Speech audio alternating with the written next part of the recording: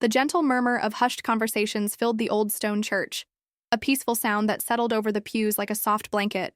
Sunlight, fractured into a kaleidoscope of colors by the stained glass windows, danced on the polished wood and the faces of our closest friends and family. It was a perfect day, a day of pure, uncomplicated joy. My daughter Lily stood beside me, a vision in her white dress, her small hand tucked securely in mine. At 8 years old, she was a whirlwind of bright energy and startling questions. But today, a serene sense of occasion had settled upon her. Her eyes, wide with a mixture of curiosity and reverence, were fixed on the priest as he prepared for the baptismal rites. My husband, Mark, stood on my other side, his arm wrapped around my waist, his presence a warm, solid anchor in the sea of my happiness. We had waited a long time for this. Lily's baptism was more than a religious ceremony for us. It was a celebration of her life, of the family we had built, of the love that had sustained us through everything. It was a day to be surrounded by the people who had stood by us, who had watched Lily grow from a tiny, fragile baby into the vibrant girl she was today. The priest's voice, calm and melodic, echoed slightly in the nave. And now we call upon the family to reaffirm their faith. It was in that sacred pause, that breath of silence before the commitment, that a shadow fell across the entrance of the church. A figure stood silhouetted against the bright morning light, hesitant, yet unmistakable. My breath caught in my throat, a sharp, painful hitch in my chest. The warmth of Mark's arm suddenly felt a million miles away. It couldn't be. Not now. Not after all this time. The figure stepped forward, and the light revealed her face. Helen, my mother-in-law. Older, yes.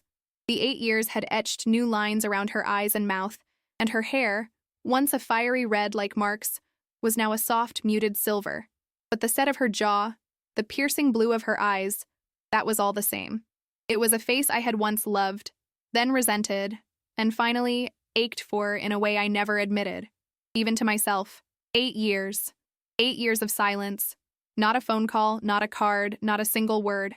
She had vanished from our lives as completely as if she had never existed, leaving a gaping wound in our family, a question mark hanging over Lily's childhood. We had sent invitations, announcements, photos, all met with a deafening, impenetrable silence. We had grieved her absence, Mark and I, in our own ways. He with a quiet, simmering anger. I with a sorrow that sometimes felt like a betrayal to my own mother, who had been our rock. And now, here she was, standing in the back of the church, her hands clutching a small, elegant handbag, looking for all the world like just another guest. My heart hammered against my ribs, a frantic bird trapped in a cage. 100 questions screamed in my mind. Why? Why now? What could she possibly want after treating us, after treating her only grandchild, like strangers? I felt Mark stiffen beside me. He had seen her too. His hand, which had been resting on my waist, clenched into a fist. The priest, unaware of the emotional storm that had just been unleashed, continued with the ceremony. But I could barely hear his words. My focus was a tight, narrow beam locked on the woman at the back of the church. I saw her eyes find us, find Lily. I saw a flicker of something in them. Was it regret? Longing? Or was I just projecting my own desperate need for an apology, a reason? Lily, however, remained blissfully unaware. She was in her own world, a world of holy water and promises, of being the center of a loving universe. The ceremony proceeded. The water was poured, the blessings were given. Our family and friends applauded softly, their faces beaming. And through it all, I felt Helen's gaze on us, a heavy, unreadable weight. As we walked back down the aisle, Lily's face was alight with a special kind of pride. She was a baptized girl, she had whispered to me earlier, as if it were a title of nobility. Friends and family crowded around, offering hugs and congratulations. And then, the crowd parted, and Helen was there, standing directly in our path. Her smile was tentative, fragile. "Sarah, Mark," she said, her voice a little unsteady. "She's beautiful." Mark said nothing. His silence was a wall of ice. I felt a confusing torrent of emotions. Anger. Yes, a deep and righteous anger, but also a flicker of the old affection, a ghost of the woman who had welcomed me into her family all those years ago. Before I could find my voice, before I could demand an explanation for the 8 years of hurt, Lily stepped forward. She had been observing the woman with her unnervingly perceptive gaze. She had never met this grandmother, had only seen her in a few faded photographs from a time before she could remember. Lily looked up at the woman who was her grandmother, her head tilted. She looked from Helen's strained smile to my own conflicted face, to her father's rigid posture. She absorbed the tension in the air, the unspoken history that crackled between us. And then she spoke. Her voice, clear and innocent, cut through the years of silence and pain with a simple, devastating question. "Why are you pretending?" she asked, not with malice, but with the pure, unvarnished curiosity of a child who does not understand the games adults play. "My mommy says pretending is not polite." Helen's face crumpled. The fragile smile dissolved, and for the first time, I saw the true depth of the years etched upon her face. She looked not just older, but weary, defeated by a child's simple, honest words. The silence that followed Lily's question was a physical thing. It pressed in on us, heavy and suffocating. The joyous chatter of our friends and family died away, replaced by a ripple of awkward uncertainty. People shuffled their feet, their eyes darting between us, sensing they were witnessing a private drama that had mistakenly found a public stage. Helen's face, a moment ago a mask of fragile hope, was now a portrait of raw, unshielded pain. Tears welled in her eyes, and a choked sob escaped her lips. Mark's hand found my arm, his grip like iron. His instinct was to pull us away, to shield Lily, to erect a wall around our family that Helen could not breach. But I couldn't move. My own anger was a hot, churning sea, yet seeing her crumble, so utterly and completely at the feet of the grandchild she had ignored, sent a pang of something akin to pity through me. It was my own mother who saved us. She appeared at my side, her expression a calm, unreadable mask. She gently placed a hand on Lily's shoulder. "Lily, darling," she said, her voice smooth as silk. "Why don't we go find you a piece of that big celebration cake? I think I saw your cousins heading that way." She steered a confused Lily away from the epicenter of the emotional earthquake, casting a single sharp glance back at me, a look that said, "Handle this." The moment was broken. The crowd, taking the cue, began to murmur again, a forced and hollow sound. I finally found my voice. A low, tense whisper. "Not here, Helen. You can't do this here." Mark spoke, his voice dangerously low. "You shouldn't have come at all." "Please," Helen whispered, her eyes pleading with me, bypassing Mark completely. "Please, Sarah. Just a few minutes. That's all I'm asking." I looked at Mark. His jaw was set, his eyes cold. He was ready to walk away, to leave her standing there in the nave of the church. And a part of me, the part that had cried for 8 years, wanted him to do just that. But the part of me that was a mother, the part that understood the desperate, irrational things love could make you do, hesitated. What if Lily, years from now, asked me why I had turned her grandmother away? "Our house," I said, the words tasting like ash in my mouth. "Follow us home." I didn't wait for a reply. I turned, and with Mark's hand still gripping my arm, we walked out of the church, away from the confused and curious stares of our guests. The car ride home was 5 minutes of the loudest silence I have ever endured. Mark drove, his knuckles white on the steering wheel. I sat beside him, staring out the window, my mind a chaotic whirlwind. I could feel Helen's car behind us, a ghost at our heels. How could a day that had started with such pure joy have curdled so completely? When we arrived, I sent a quick text to my mother, asking her to keep Lily at the church hall for as long as possible. The last thing I wanted was for Lily to be in the house during this confrontation. Helen followed us into the living room, the same living room where she had once bounced a baby Lily on her knee, her laughter echoing off the walls. Now, she stood uncertainly in the center of the room, her handbag clutched in front of her like a shield. Mark remained standing, his arms crossed, a sentinel guarding the ruins of his trust. I sat on the edge of the sofa, my body thrumming with nervous energy. I was the one who had invited her here. The burden of starting this was mine. "Why, Helen?" The question was quiet, but it hung in the air, heavy with the weight of 8 years of pain. An email, a phone call, a single birthday card. Was that really too much to ask? Helen flinched. She looked from my face to Mark's impenetrable mask. "I know," she said, her voice trembling. "I know I don't deserve your forgiveness. I don't expect it. But I need you to understand." "Understand what?" Mark cut in, his voice sharp as broken glass. "That you decided your only son and your only grandchild weren't worth your time? That you erased us? What is there to understand about that?" "It wasn't like that," she insisted, taking a hesitant step forward. "It was me. It was all me. After your father died." She trailed off, her gaze becoming distant. My anger wavered, replaced by a flicker of confusion. Helen's husband, Robert, had died almost 10 years ago, a good 2 years before she had cut us off. His death from a sudden heart attack had been a terrible shock, and we had all mourned together. Helen had been devastated, but she had seemed to be rebuilding, leaning on us and her friends. Dad died long before you disappeared, Mark stated, his tone flat. I know. I thought I was fine. I thought I was coping, Helen continued, her voice gaining a desperate urgency. But I wasn't. Everything was just gray. The joy was gone. I'd look at you, Mark, and see him. I'd look at Lily, so full of life, and all I could feel was this gaping hole where he should have been. It wasn't fair to her. It wasn't fair to any of you. She sank into the armchair opposite me, her body seeming to fold in on itself. I started to pull away. It was easier than pretending. And then, I met someone. The confession landed in the quiet room with the force of a physical blow. I stared at her. Mark's posture didn't change, but I saw a muscle jump in his jaw. He was a distraction, Helen said, her gaze fixed on her hands. A terrible mistake. He saw that I was vulnerable, that I had money from your father's life insurance. He filled my head with nonsense, told me you two only kept me around for my money, that you were waiting for me to die so you could have the rest of it. What? The word exploded from Mark. You thought that of us? He was convincing, she whispered, her voice thick with shame. He isolated me from my friends, from everyone. He said you had turned against me. And in the fog of my grief, I believed him. It was easier to believe that you were the villains than to admit that the joy had gone out of my own life. It was easier to be angry than to be so profoundly sad. She finally looked up, her tear-filled eyes meeting mine. He took everything.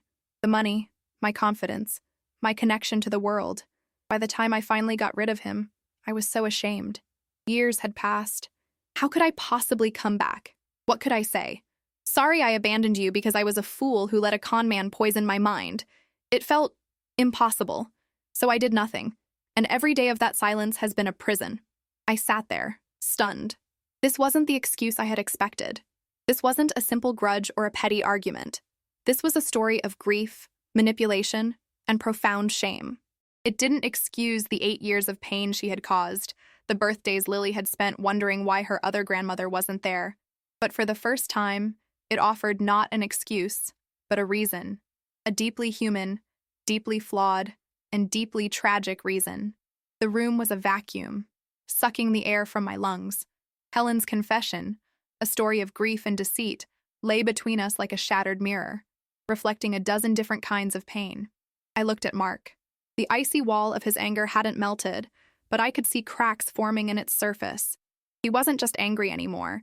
He was bewildered, his fury complicated by the image of his mother as a victim, a dupe. So you just believed him? Mark finally said, his voice a low rumble of disbelief. You believed a stranger over your own son? You thought we were vultures, waiting for you to die? The words were heavy with a hurt that went deeper than her absence. It was the betrayal of her faith in him, in us. It sounds insane now, Helen conceded, her voice barely a whisper. But when you're in that fog, grief is a disease, Mark. It eats away at everything you know, everything you trust. He didn't just take my money. He took my memories. He twisted them. He made me believe that my own love for you was a weakness he had to protect me from. She looked at me, her eyes pleading for some sign of understanding. He told me Sarah was the one pushing you, that she was jealous of my relationship with you and Lily. I flinched as if struck. It was a vile, poisonous lie, and yet, hearing it spoken aloud gave it a horrifying substance. It was the kind of insidious poison that could curdle a family from the inside out. But we tried, I said, my own voice trembling with a fresh wave of sorrow. We called. We sent letters. We sent pictures of Lily. Did he intercept those too? Helen shook her head, a fresh wave of tears spilling down her cheeks. No, I saw them. Each one was a knife in my heart. Each photo of her smiling, growing up, it was proof of what I was missing. But by then, I was too deep in my shame. The longer I waited, the more impossible it felt to explain. How do you crawl back from that? How do you look your grandchild in the eye and explain that you chose to be absent? So I put them in a box, and I tried to pretend they weren't real. A box. My daughter's childhood, her first steps, her first missing tooth, her school art projects, all relegated to a box, a monument to shame and silence. The image was so profoundly sad that it momentarily eclipsed my anger. "So what now?" Mark asked, his tone flat, devoid of emotion. "You show up at her baptism 8 years later and expect what? That we'll just forget?" "No," Helen said firmly, lifting her chin. She seemed to draw strength from his directness. "I expect nothing. I don't deserve it. I came today because I couldn't bear another day of the silence. I had to see her. I had to see you. And I had to tell you the truth, no matter how pathetic or ugly it is. What you do with it, that's up to you. If you tell me to leave and never come back, I will. I'll understand. But I couldn't live in that prison of my own making anymore." There it was, the choice, laid squarely at our feet. For 8 years, we had been the ones left behind, the ones without a choice. Now, the power was ours. I looked at Mark, trying to read his face. The hardness was still there, a protective shell around a deeply wounded heart. He wasn't ready to forgive. I wasn't sure if I was either. Forgiveness felt like a betrayal of the pain, of the lonely nights I'd spent trying to explain to a small child why her other grandmother never called. But then I thought of Lily. I thought of her simple, cutting question in the church. Why are you pretending? She deserved more than the pretense we had been forced to maintain. She deserved, if not a perfect family, then at least an honest one. And the truth, however painful, was now on the table. "I don't know if I can forgive you, Helen," I said slowly, the words feeling heavy and inadequate. "I don't know if Mark can. What you did, it changed us. It stole something from us, from Lily, that we can never get back." I saw her flinch, but I had to continue. "But the silence was the worst part. Maybe we don't have to have the silence anymore." Mark turned to look at me, his eyes wide with surprise and a hint of reproach. He wasn't there yet. He wasn't ready to build a bridge, even a fragile one. Before he could speak, before he could voice his objection, we heard the sound of a car pulling into the driveway, the crunch of tires on gravel. My mother was bringing Lily home. The time for hashing out the past was over. The present, in the form of a curious, bright-eyed 8-year-old, was about to walk through the door. A new kind of panic seized me. We couldn't let Lily walk into this thicket of resentment and unresolved pain. I stood up, my legs unsteady. I looked directly at Helen, then at Mark. "My mother is here with Lily," I said, my voice leaving no room for argument. "We will not do this in front of her. We will not make her choose sides or feel the weight of this day." I turned to Helen. "You can stay. For 1 hour. We will go into the kitchen, and we will have a piece of baptism cake, and you will be Grandma Helen, who is sorry she has been away for so long. We will be civil. We will, for Lily's sake, pretend, just for an hour. After she goes to bed, we can talk more. But for the next hour, this family is not broken." Mark stared at me, his jaw tight, but he gave a single, almost imperceptible nod. He understood. This was a ceasefire, not a surrender. Helen just looked at me, her eyes overflowing with a gratitude so profound it was painful to witness. "Thank you," she breathed. The front door opened, and Lily's cheerful voice preceded her. "We brought the biggest piece of cake for you, Mommy, and I saved a flower from the table." She burst into the living room, a small whirlwind of white dress and radiant joy. She stopped short when she saw Helen still there. She looked from her grandmother's tear-stained face to her father's rigid posture to my own strained expression. The smile on her face faltered for just a second as she took in the scene. And in that moment, I knew that our pretense would have to be the most convincing performance of our lives. The hour that followed was one of the most surreal of my life. It was a masterclass in pretending, a delicate dance on a floor of eggshells. I led the way into the kitchen, the bright, cheerful heart of our home, which now felt like a stage set for a play I hadn't rehearsed. Lily, bouncing with a post-party sugar high, was the unwitting star, and we were the supporting cast, our smiles painted on, our lines delivered with careful precision. My mother, a genius of social navigation, took one look at our faces and understood her role instantly. She became the bustling, cheerful director of the scene. "Lily, show Grandma Helen the beautiful cake we saved," she'd say, steering the conversation away from any potential landmines. Helen played her part with a desperate, heartbreaking sincerity. She listened, enraptured, as Lily recounted every detail of the baptism, her new white shoes, the funny hat the baby in the front pew was wearing. She asked gentle questions, her voice soft and full of a wonder that I knew was not faked. She was drinking in her granddaughter, memorizing the cadence of her voice, the way her nose crinkled when she laughed. She was trying to absorb 8 years of missed moments in a single hour. I watched Mark. He was the quietest one, his contributions clipped and perfunctory. But I saw him watching too. I saw the way his eyes followed Lily as she impulsively reached across the table and put a sticky hand on Helen's arm to emphasize a point in her story. I saw him register the way Helen's breath hitched, her eyes filling with tears at the casual, innocent touch. He didn't soften, not outwardly, but the rigid wall of his anger began to look less like a fortress and more like a shield protecting a wound that was, perhaps, finally being exposed to the air. For Lily, it was a strange and exciting novelty. The concept of her other grandma had always been an abstract one, a face in a photograph. Now that face was here, at her kitchen table, laughing at her jokes. Children are remarkably adaptable. They live in the present.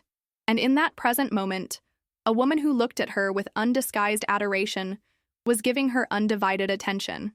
Lily, who had minutes before cut to the heart of our family's pain, was now basking in its tentative repair. "You have red hair just like my daddy," Lily observed, pointing a cake fork at Helen. "But yours is sleepy." Helen let out a watery laugh. "Yes, it is. It's very sleepy. It's been tired for a long time." "You should let it have a nap," Lily advised sagely. "That's what Mommy says." The simplicity of it, the childish wisdom, cracked something open in the room. I felt a genuine smile touch my lips for the first time since I'd seen her in the church.